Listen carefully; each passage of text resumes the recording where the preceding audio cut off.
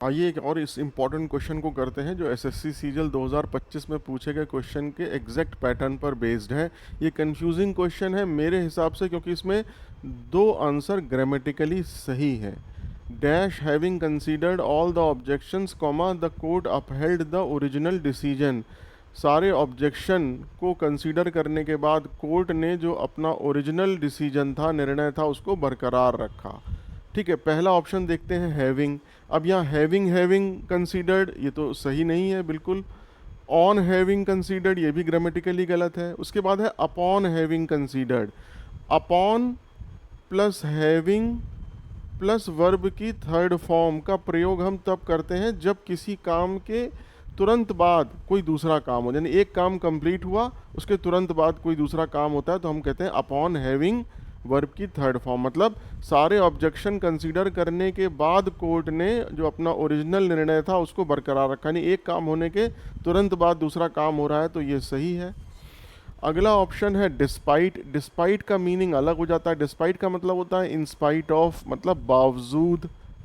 ठीक, अगर हम यहाँ पर रख के देखें, despite having considered all the objections, सारे ऑब्जेक्शन को कंसीडर करने के बावजूद भी कोर्ट ने अपना ओरिजिनल निर्णय बरकरार रखा, यानी कि यहाँ डिस्पाइट भी आ रहा है, मीनिंग अलग हो जा रहा है।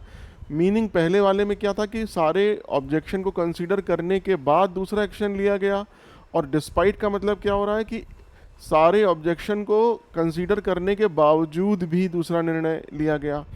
तो इसलिए मेरे हिसाब से यहाँ पर अपॉन भी ठीक है और डिस्पाइट भी ठीक है ग्रामेटिकली, मतलब ग्रामर वाइज।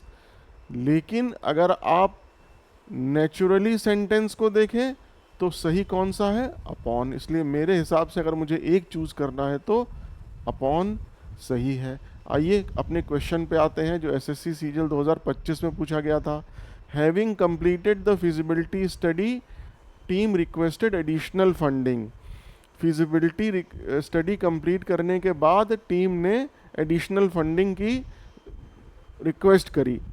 अब हैविंग हैविंग गलत है, ऑन हैविंग भी गलत है, कोई ग्रामर नहीं बनती।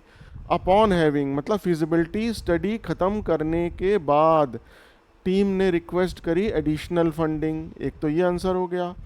और डिस्पाइट का मतलब क्या हुआ कि फिजिबिलिटी स्टडी खत्म करने के बावजूद टीम ने एडिशनल फंडिंग रिक्वेस्ट करी, यानी कि यहाँ पर भी अपॉन भी आ रहा है और डिस्पाइट भी आ रहा है, यानी इसके हिसाब से दो क्वेश्चन बनते हैं, दो आंसर बनते हैं। लेकिन अगर आप नेचुरली आंसर देखें तो सी सही